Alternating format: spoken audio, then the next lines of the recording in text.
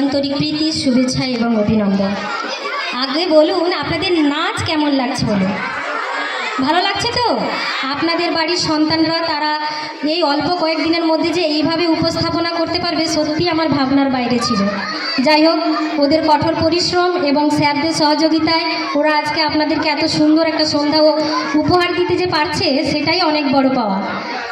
ঠিক আছে, অ্যাকচুয়ালি কর্মব্যস্ততার কারণে মুখস্থ করা হয়ে ওঠেনি। স্যারদের অনুরোধে একটি আবৃত্তি আমি পাঠ করে শোনাচ্ছি।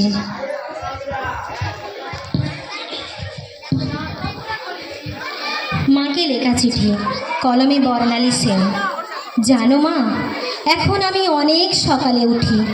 তুমি যখন বলতে বিয়ের পর দেখবো বেলা 10টা অবধি কত পড়ে পড়ে ঘুমোতে দেয় তোর শ্বশুর বাড়িতে, তখন ঠিক বুঝতাম না আসলে ঘুমোতে দেয় না বললে ঠিক ভুল বলা হবে।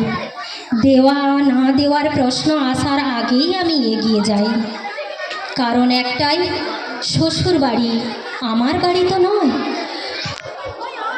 হ্যাঁ, ভালো শ্বশুর বাড়ি, রান্না করলে বা না করলেও হয়তো কিছু বলবে না, ঠিকই আগেই আমি এগিয়ে যাই, কারণ একটাই, ওই যে শ্বশুর বাড়ি আমার বাড়ি তো নয়। মনে হয় কিছু না করে শুধু বসে বসে খাবো, ভাবতেই পারি না। কিন্তু 2 মাস আগে তুমি কত কিছু রান্না করে আমায় খাওয়াতে, তখন তো মনে হয়নি একবার? তুমি নেহাত অসুস্থ হয়ে গেলে তবেই আমি রান্নাঘরে পা দিতাম, তাছাড়া নয়। মাঝে মাঝে তুমি বিকেলবেলা বলতে আমাকে 1 কাপ চা করে দেওয়ারও কেউ নেই। জানো মা, এখন আমি রোজ বিকেলে চা করি।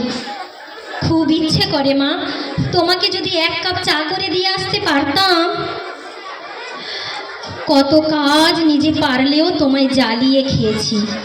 মা, মোবাইল থেকে ওই চার্জারটা খুলে আমাকে মোবাইলটা এনে দাও, বা বুক সেলফ থেকে ওই বইটা এনে দাও।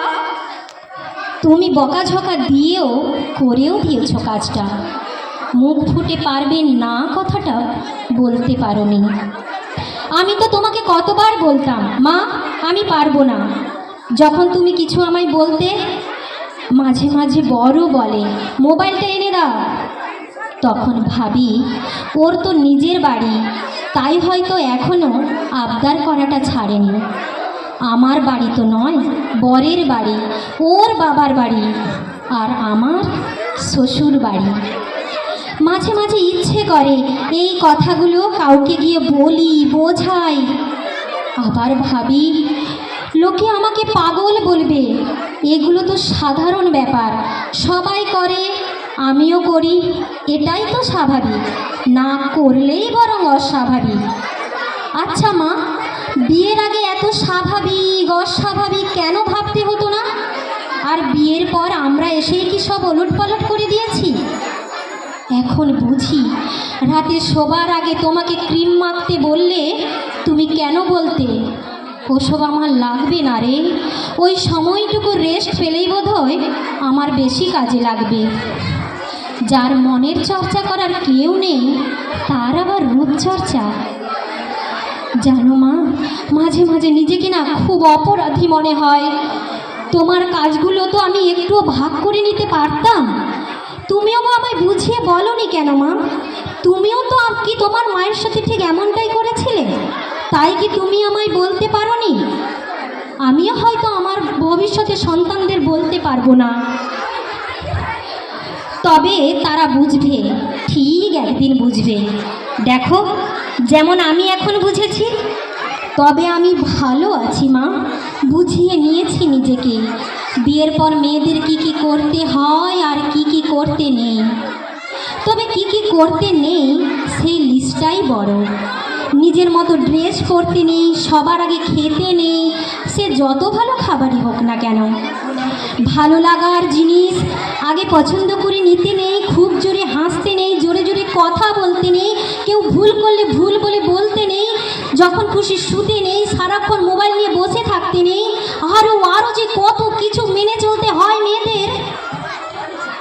মোদ্দা কথা হলো, মেয়েদের নিজেকে নিয়ে ভাবতে নেই।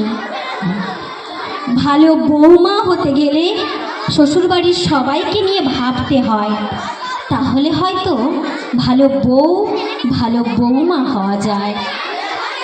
কিন্তু যত ভালো বউ বা বৌমা হই না কেন, এই বাড়িটা তো আর আমার নিজের বাড়ি হবে না, এটা তো আমার শ্বশুর বাড়িই থাকবে। আর ওটা তো এখন আমার বাপের বাড়ি। কথায় কথায় তো লোকে তাই বলে মা। তাহলে আমার বাড়ি কোনটা, তোমার বাড়ি বা কোনটা মা? তুমি ভালো থেকো মা।